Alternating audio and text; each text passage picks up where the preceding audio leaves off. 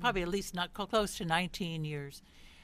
And I have to say myself that I never envisioned myself being in retail business, but being an artist, it all seemed to come together in a project to bring something lasting to Eastport, something that would allow us to give back to a community. And so I was thinking this morning of the image that I have of the Commons, and it's what we have for our logo is an oak tree, and which my son Joel etched out for our publications. And so one thing that came to mind was Shel Silverstein's book, The Giving Tree, and how the tree first, gives a shade, and then they carve their names in it, and it ultimately is cut down to help the young man build a house.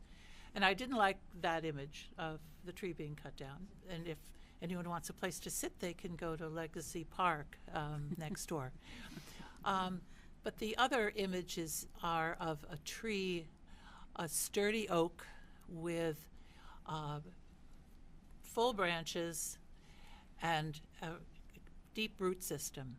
And that in the spring, when the sap is running, as it is now, the nourishment goes both ways, and that the canopy of the tree provides shelter for birds, other small animals, for us, ideas and areas to explore. And then the root system, we've looked a lot at mycelium, which are mushrooms or fungus that have a lot to do with the growth and sustenance of trees and whole ecosystems in the forest. So that's where we feel that we've given a lot. Things are in the roots, and the information and what we've been giving out to the community will continue to flow through that root system. And when you speak of mushrooms or fungus, part of our business plan early on, we said we were going to have every floor earn its keep. And so we considered raising mushrooms in the basement because the tide comes in, and it's a damp, dark area. So we never explored it, but it's been an interesting. In fact, when we were as far as the tide coming in and out, when we were first pouring the footings, our first part of the renovation, we had to wait for the tide to go out for us to pour the cement. But over the years, this building, this project, this sort of family that we have of the women and the others in the community and Campobello that we've worked with, it's been, for me, a great source of solace. Some things have happened in my life that have just been, And to be down at the Commons and sometimes just sitting up behind the cash register, watching people going up and down the street and just seeing the new construction and the businesses that are there that weren't there when we first started. It's a great feeling of appreciation and very humbleness that we've been allowed to really flourish in this place. And I'm hoping that as we go forward and put the building in other people's hands, that we can continue that growth and have new people to bring new ideas. But we're staying here. I'm not going anywhere. You might see me as helping down at the mustard mill or someplace, because I will miss the contact with the people that we've had. So it's a big change, but I think we're quite ready. And as I said earlier, I think we've kept our promise to Eastport that we would create something of great value and longevity. So. And this is Meg's creation, this stained glass tree that is honoring us today. So you never know what she may come up with next. Oh, God. I'm going to certainly welcome you all, and it's nice to see you all again.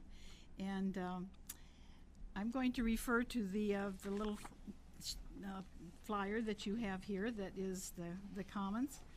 And Meg is going to at first introduce, we're focused on the picture of the women in the gathering in the construction zone, and Greg was right.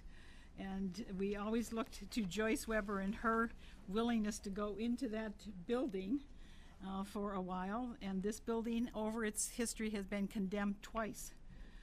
So for those of us who went in, it was a challenging entry. But Meg is going to introduce the original business partners. So if you look at there, you're seeing some faces that you know, and some of you will see faces you've heard about. And we'll have some faces that we're happy to remember. All right, on the first row, seated, Sue Crawford is on the left. My mother's Alice is second, and my Aunt Ruth is next. Alice Gough, who is... I'm doing Alice. Oh, you're doing it, okay. Mm-hmm. All right, then you go to the second row, and you'll see me standing with a sweater on. Next to me is my sister Nancy, and then supporting the other ladder is Linda. So those are the 6 original members of the group that started out and created the Commons. Mm-hmm. Why don't you tell them where Nancy is? Oh, Nancy's in France. She's with her daughter and family over in Lyon. There were something that unique that happened to us, and we quite a lot over the years have done something just a little bit different than other people might do it. So we know that corporations have to have a vision and a value and a mission and a goals and all those things. We wanted to also have make sure that we had some wisdom, some international connection, and just some wonderful spirit. So I will introduce the people who held those positions in our group. In the back row on the left, some of you know and are glad to see again Anna Baskerville, who came here many years ago and made an amazing contribution to the area, and she was our spirit partner. In the front row, the one that's on the right end, then sitting down in the front, is Alice Gough. And these 3 young women in the back are really very specially happy to see Alice Gough. She is one of the strong women on Campobello, and she's the one who led an amazing development project that ended up with getting the golf course. And that's another story to hear someday. And this one over on the right is Vera Francis. And Vera Francis is a Passamaquoddy woman, a writer, an author, an environmentalist. So there came a time when you'll see down in the corner that this was the Main Street News, and the Main Street Project was something that was going around, still goes around. Eastport was part of the Main Street Project that is from the National Trust for Historic Preservation. Laura Whalen, who you all know, and is not with us here today because today's Edward's birthday. That's news, isn't it? And Laura was the head of the Main Street Project here. The National Trust called all the directors of the Main Street projects around the country and asked the question of the director, do you have a project in your community that you think is unique and interesting? This is the one thing that we have always been trying to do ourselves, is that how do we always try to say yes and support other people? Well, when that was the question that was asked to Laura, Laura said yes. And before long, we had this person coming from the National Trust because they thought we qualified for this one of 5 most interesting projects in the country. And this came out, the sheet that you are holding and the story that you can read at home is the story that appeared in the National Trust June of that year's national publication. So all of a sudden, Laura saying yes thrust Women of the Commons into a national scene.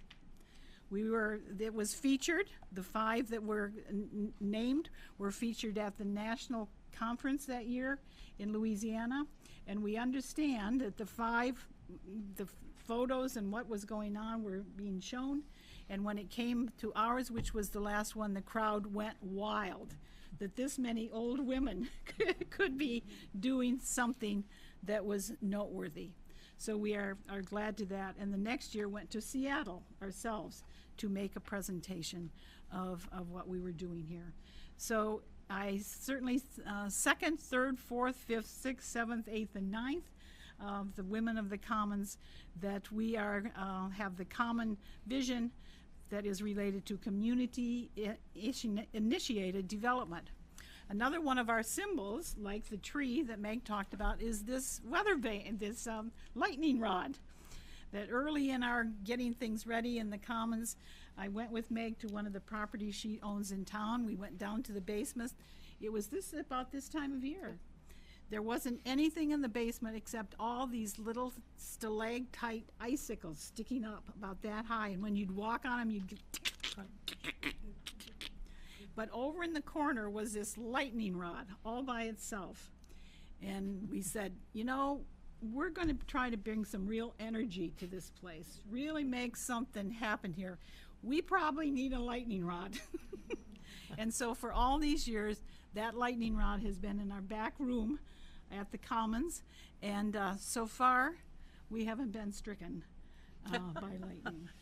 So that is a way to understand this, and I think pretty much everything else that is in here can enlighten you on it, and we have been asking a little bit to stop and take some questions if you want to have any more of this explained. But that explains how we started at the Women of the Commons, and the Minkton building is our history, and so now as Meg says, we're seeing what's next. And Bob and I also will not be leaving, and we'll be returning to some of the things you've seen us do as writing and environmental. And the 3 young women in here who are from Campobello know that when this pandemic is over, we will be back there, because the one on the right, and I'm just doing this to say how many years we all have been here, that Diana was a waitress at the Lupin Lodge, where it was the Lupins, the Lupin women, that pulled that project together and ran that for 16 years, still over there now as the Adams Lodge.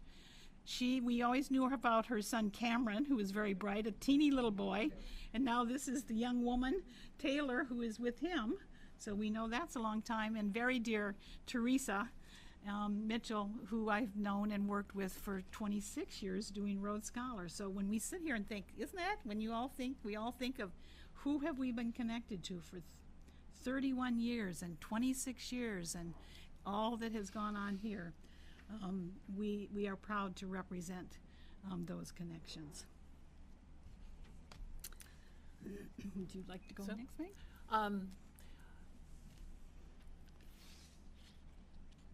Yes. My interest, I'm certainly staying here and doing craft things. I'm just going to be doing everything I've done, plus a lot of other things. But I think that what I have seen in Eastport is an incredible font of creativity, and the arts. The Art Center has just been just incredible in the people it's attracting and the future that it has.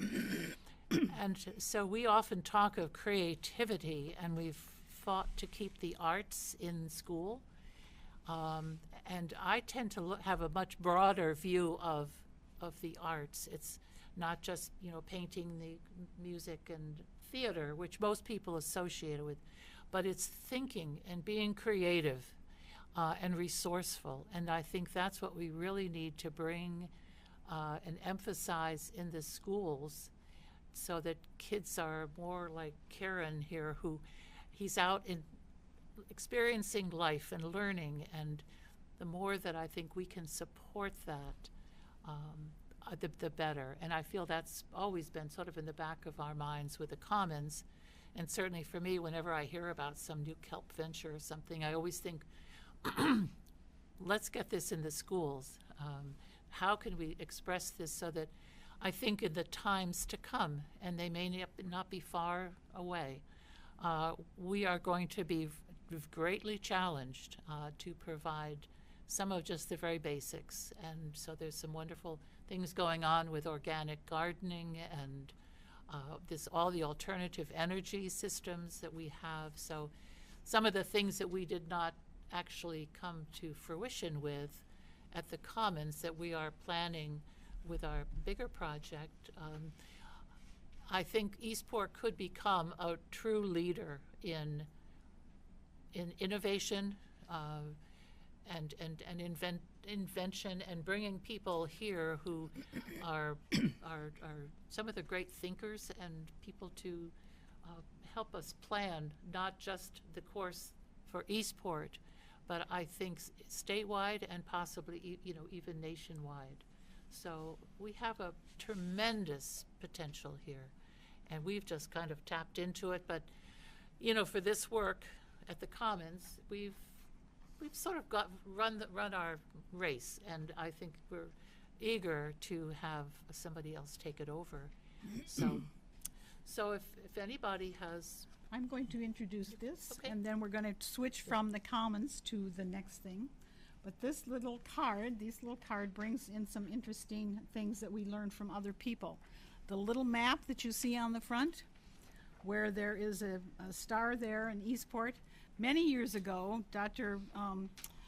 Bill Beardsley, who was president of Husson, when they were working in Eastport on the possibility of expanding this boat school here, he came to give a presentation to a leadership group, and that morning he had spotted a new map, because he said that everybody who was following the story of Husson coming to Eastport to make this big thing happen would say, why on earth would you go to the end of the world to do that?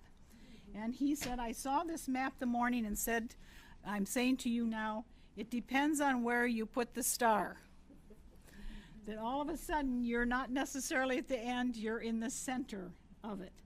So this has been a real key point for we who are at the Commons. We always wanted to represent Washington County especially, but we are always making the point that Eastport is in a really valuable kind of place. And then, as Meg has said, how we have tried to stretch out. At the bottom, if you have not been, where is it here?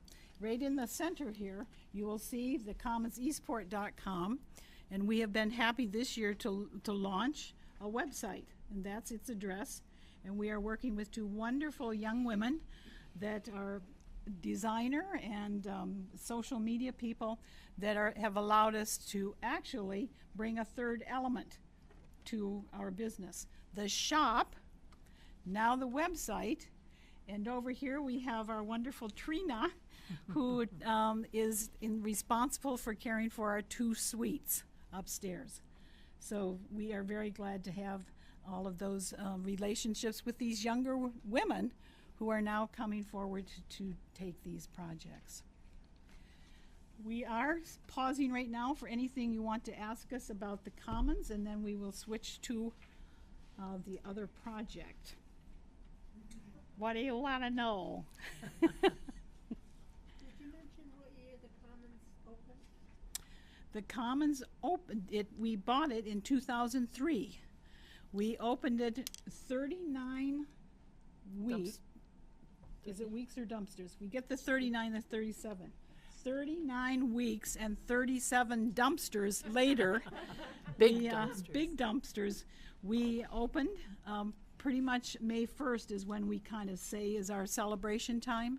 And we loved during that construction time because it was our decision that we wanted to have 2 groups of builders, an older seasoned group and a whole team of young Passamaquoddy men who were learning how to do this. And probably our most interesting time was when we gathered them all and said, these are the rules if you're going to work for the women of the Commons. absolutely no smoking on the scene, no drugs on the scene, no spitting on the scene. You may not say anything derogatory or inappropriate about or to women. And you will be here every day that we are open, on time, leave on time, be prepared to work. And if all that happens, Meg will bring blueberry muffins in the morning. We will buy you steel-toed shoes, and you will feel that you are a part of all of this. And that has happened.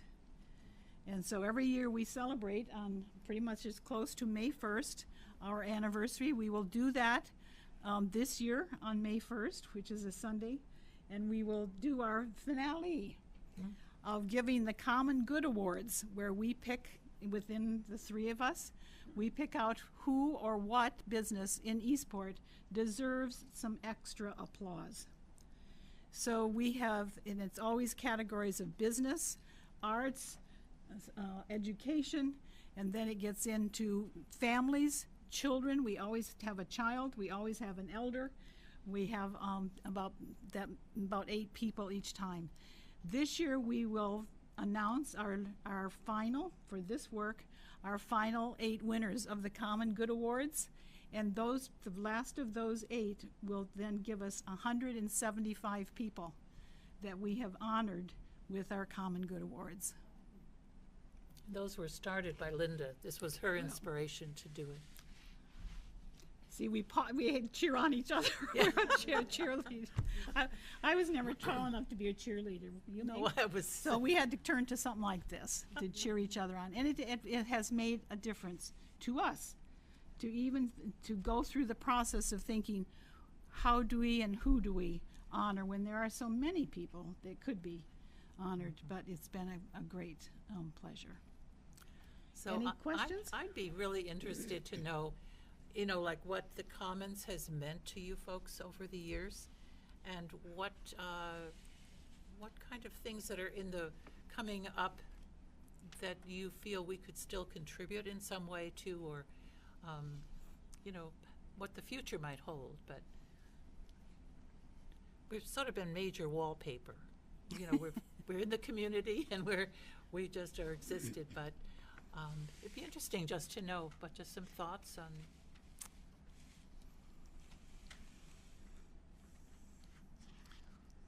Jeannie? I just acknowledge how supportive you've been to other organizations such as the Chamber by always sponsoring different activities and not only giving money but giving your talents too. I mean, Meg has made thousands of rolls for the Salmon Festival and done the kitchen every year, and just you've really given back to our community in many ways.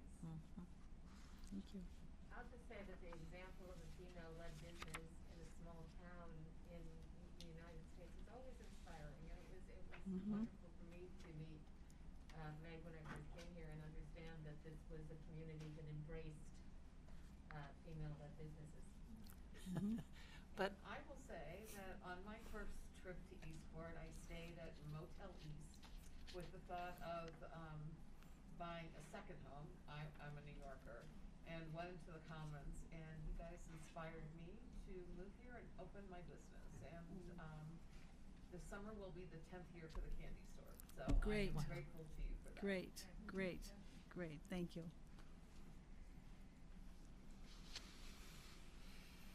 the story about how we got the funding for the building, our construction loan with Bangor Savings Bank, is quite a story, which sometime you might ask us about. Oh, Because we were 6 women asking for $250,000, and we were in Eastport in Washington County. There were so many strikes against us. But this one had temerity. But anyway, it's a story. But, well, the quick little story is because these are the kind of things that women just need to believe in. That we were ready. We had worked and worked and worked on this daggone business plan that was about that thick. And Bonnie Smith was the manager then. She was great. They were cheering us. We were going over there, and their loan officer is going to be there. And we would be questioned and all of that. And it turned out to be a fellow who had been in one of my leadership classes that I taught. So I knew Don Poisson, so I wasn't terrorized about it. But here he comes in, right, Meg? The women are all there. We're there. Bonnie's there. He comes in with our big, thick notebook, and he's of the business plan, and he throws this thing open, and he says, he starts asking questions on the financial pages. Taking notes all the time. Taking notes. But he didn't get very far until he asked a question. What are you going to do in the basement? And he's looking at the, now which of these figures relate to the basement? And I said, isn't that just like a banker? You want to know what business we're going to do. You're focused on the numbers, which, by the way, we don't think I don't think that notebook had ever been opened. And she's talking. He's making notes. He's looking. Everybody else is starting to have fainting looks in their eyes. And I said, well, what we're going to do in the basement is very interesting, and talked a little bit more about it. He then shut the notebook, and he said, "What you told him? Isn't it just like a banker?" Yeah, just like a banker to look at the numbers and not listen to the story. Or to ask a question and then not listen That's what to it was. To ask a question and then not listen to the answer, because he kept going and going. And he shut the notebook and he said, "You're right. Tell me what you want to do." And within 15 minutes, he said, "We're doing this. We're going to do this." So we get out in the parking lot and Bonnie's saying, "You're never going to get another loan like this."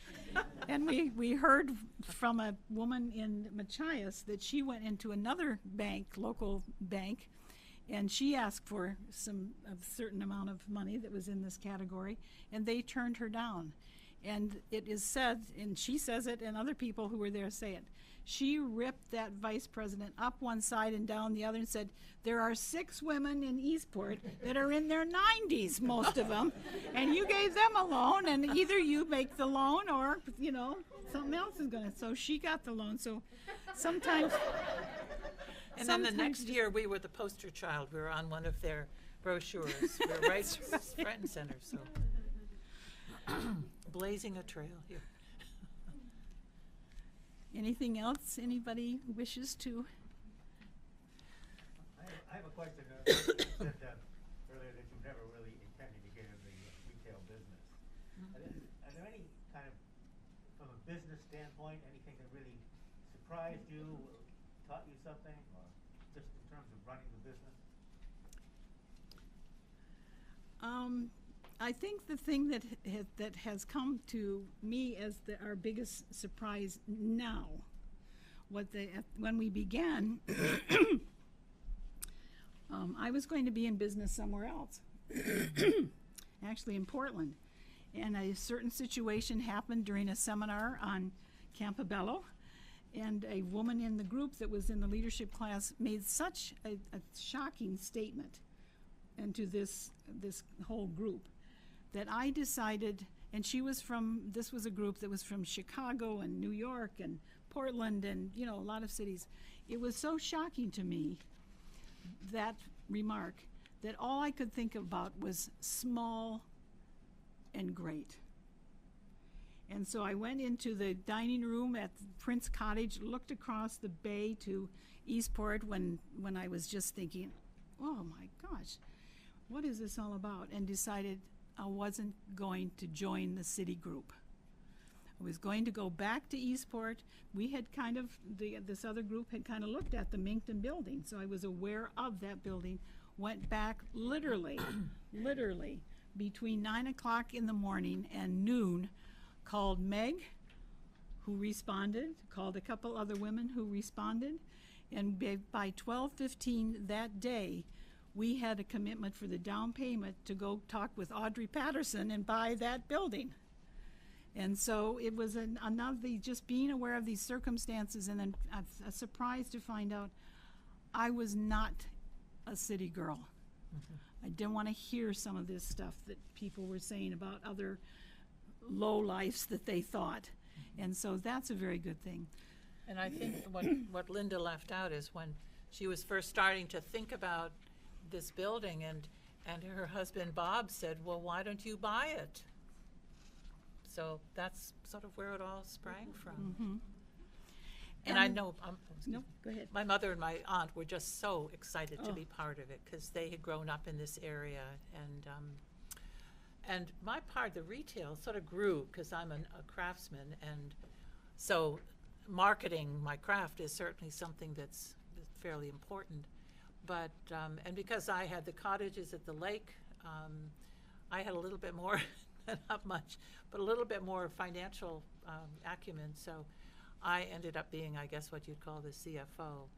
But it's been a challenge. Sometimes I say, well, look, you put an artist in charge of it, so this is what you're getting.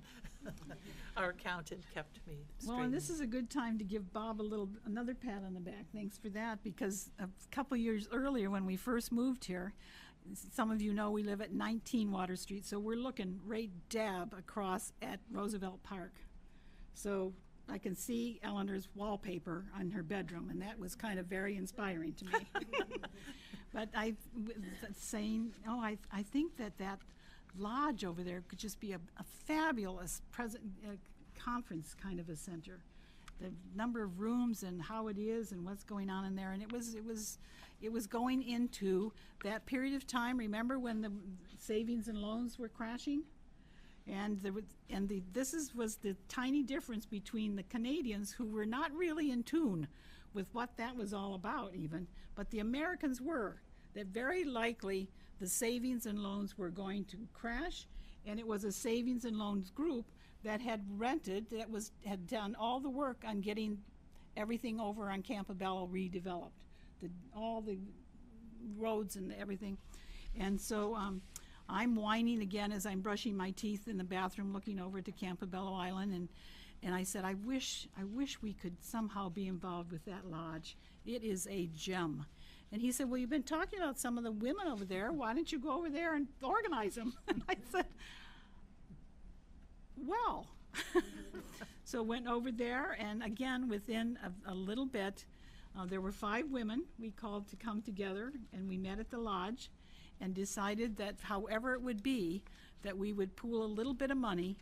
And I said, I think it's going to be true that the savings and loans are going to crash very soon on the U.S. side. That was a Thursday night. Next day, Friday at noon, the American savings and loans crashed. And the biggest crash was Madison Garantine Savings and Loan that was responsible for all of the stuff on Campobello. So I called the director of the provincial park. They're the ones that owned that property, and said, I'm Linda Godfrey. We had already decided we're a women's corporation. We're going to call ourselves the Lupins. I introduced myself that way and said, we would like to make a proposal to operate what was called the Island Club Lodge, the Adams Estate. And the man said, well, I'm sorry, but we already have a management team there. And I said, I think by about noon today you will not. And they jumped all of the regulations to put us in there as the management team. And we ran that for 16 years. Didn't we, Diana?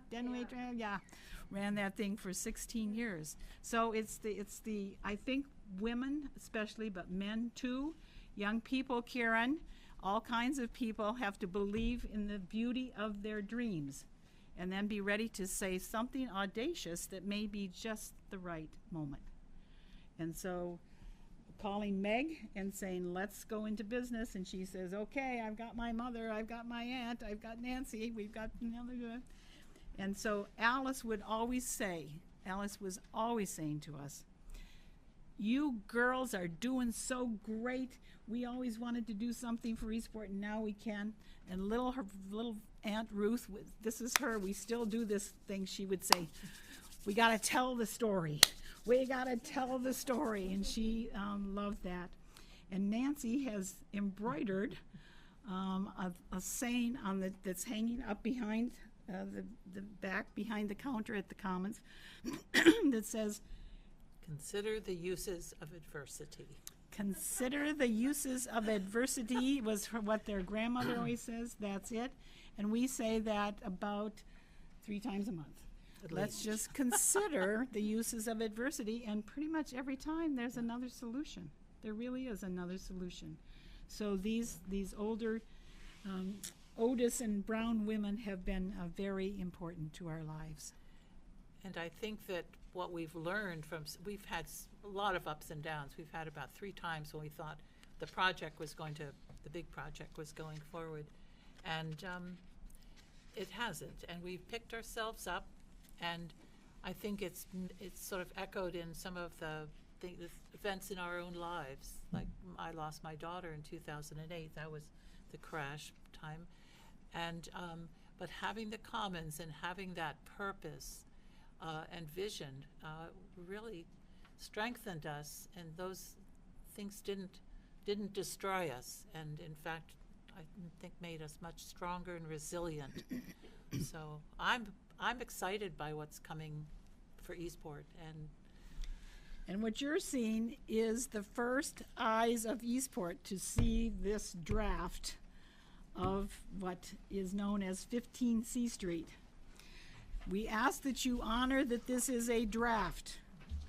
So it's right now with the typesetters that they are making the final plans, and this is work that has been done by Ashley Hinson de Gaulle and with Carolyn Coleman, both young women in Calais, and it has been an honest to goodness pleasure to develop this with them.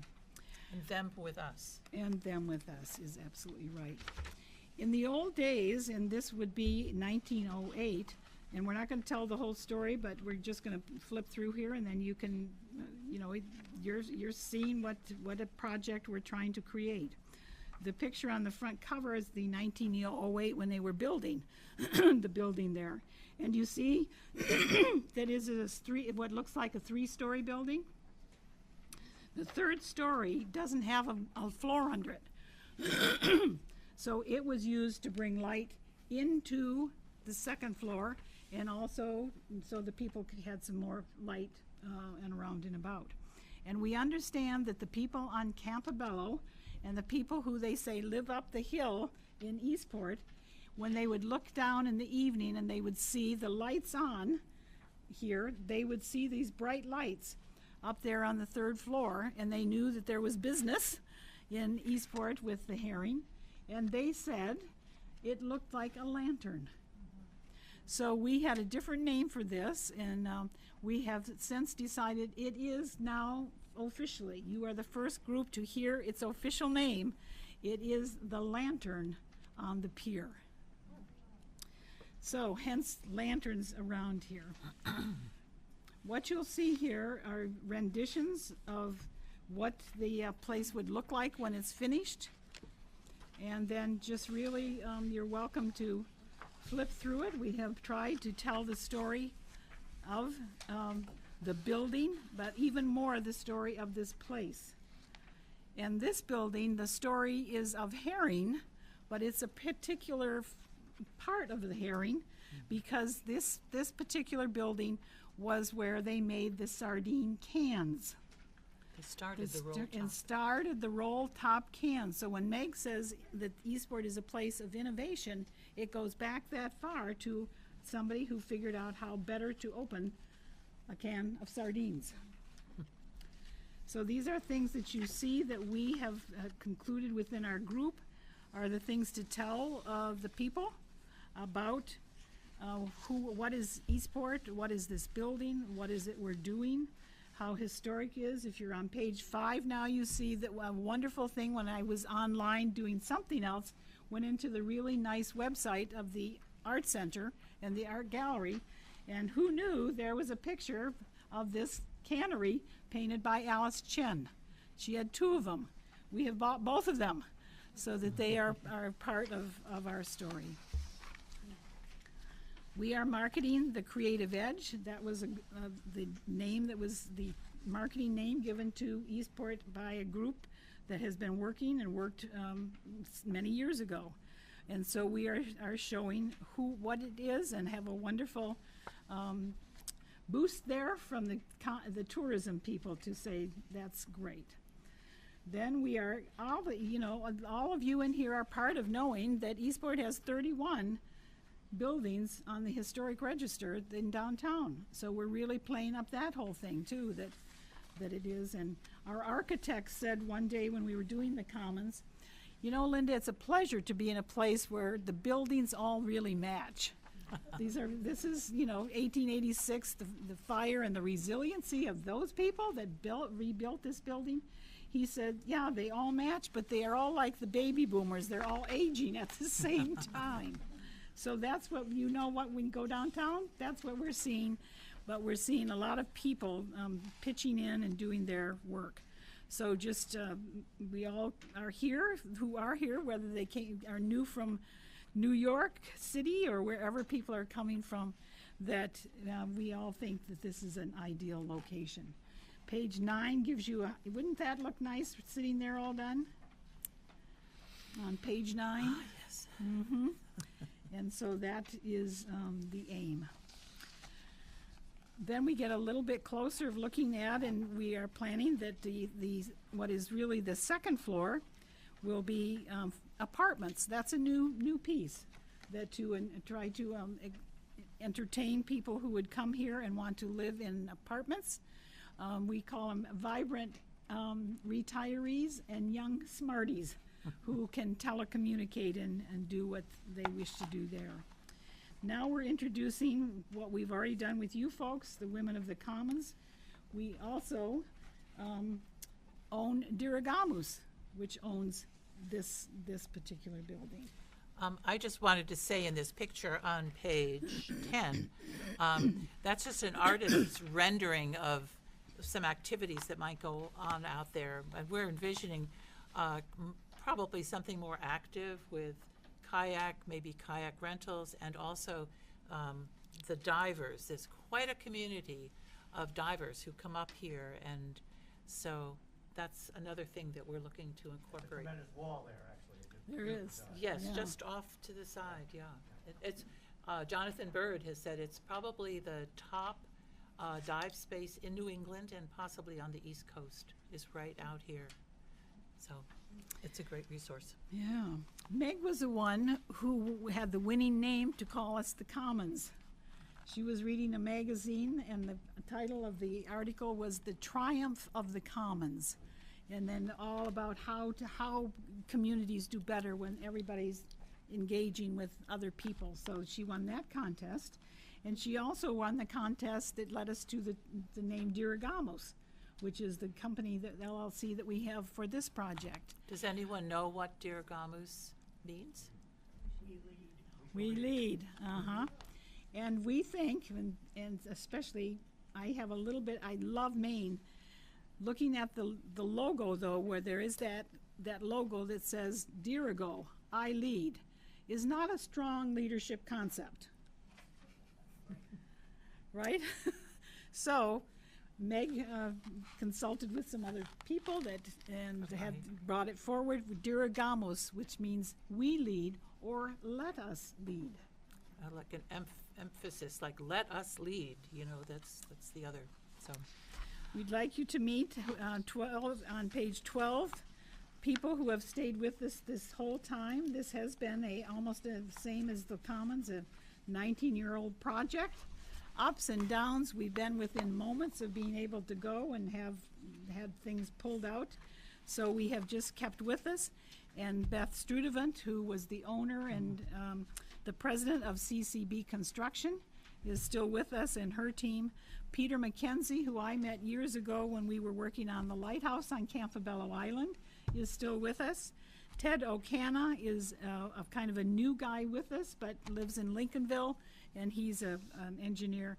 And Jonathan Arnold, our consulting developer, who, if you haven't been online and look at the mill at Dover Foxcroft, very similar situation to ours, and that's Jonathan's accomplishment here and many other ones around the country.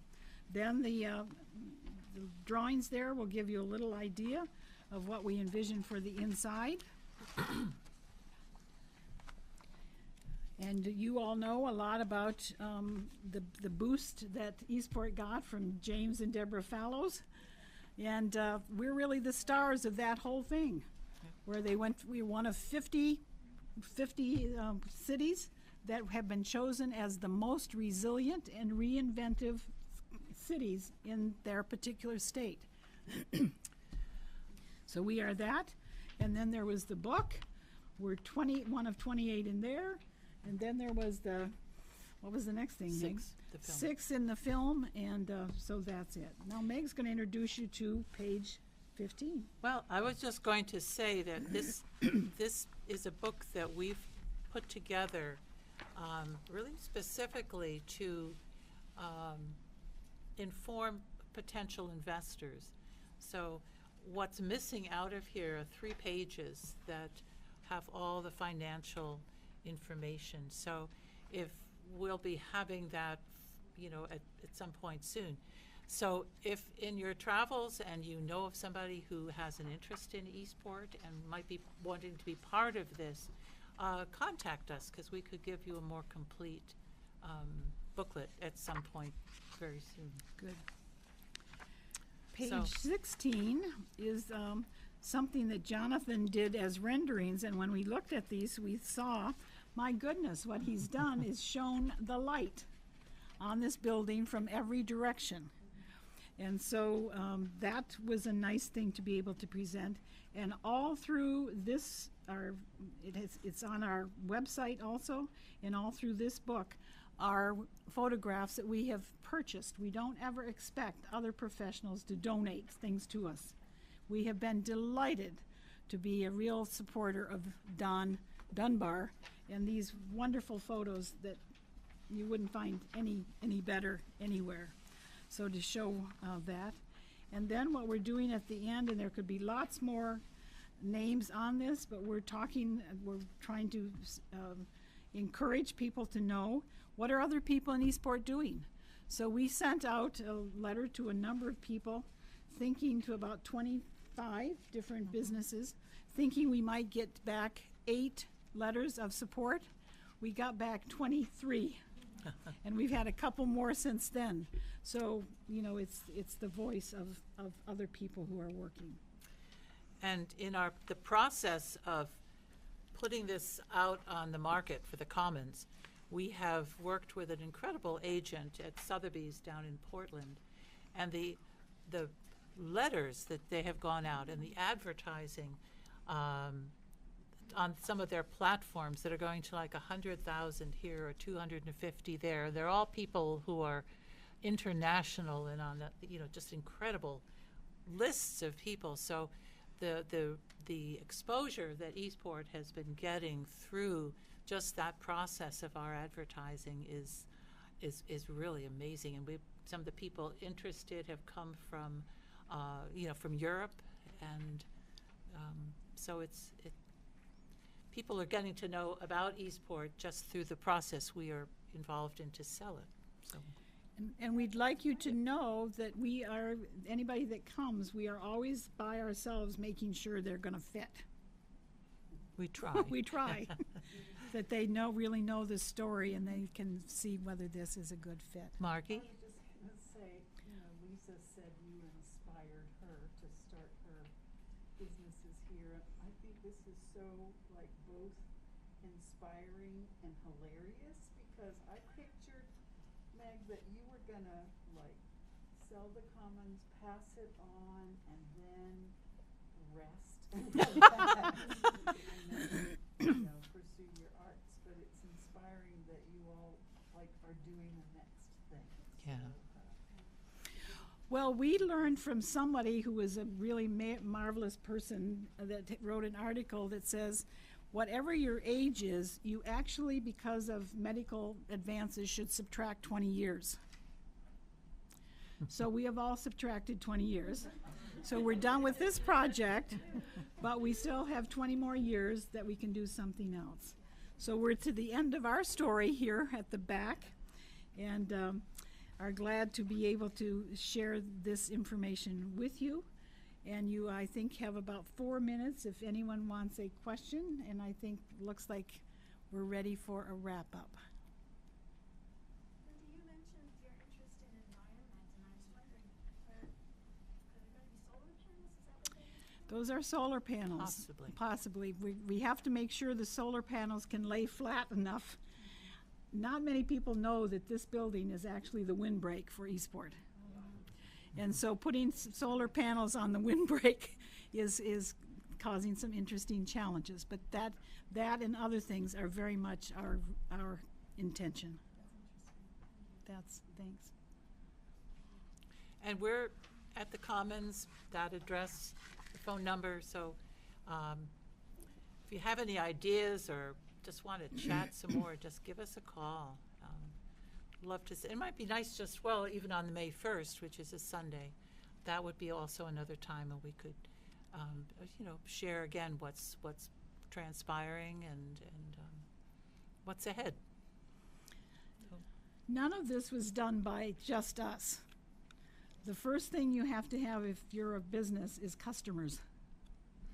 And so I could almost go around the room and tell you all what you've bought or what you've done or how you've contributed to things, and we also love to be able to say, well, have you gone down the street yet, and have you been in the candy shop?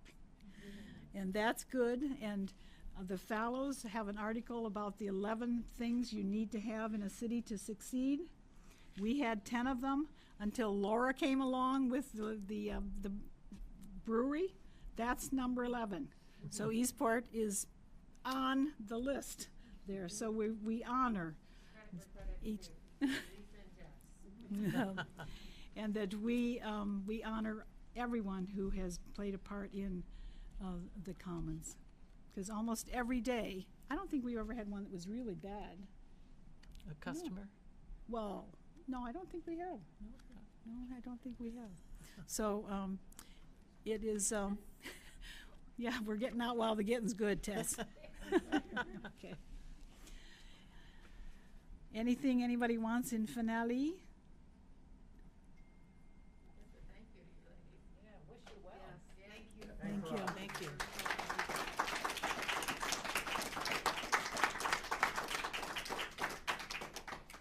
We might even have some Celtic music down here sometime. And when this is all done, we would have brought cookies, and we all would have been spending time talking to each other, right?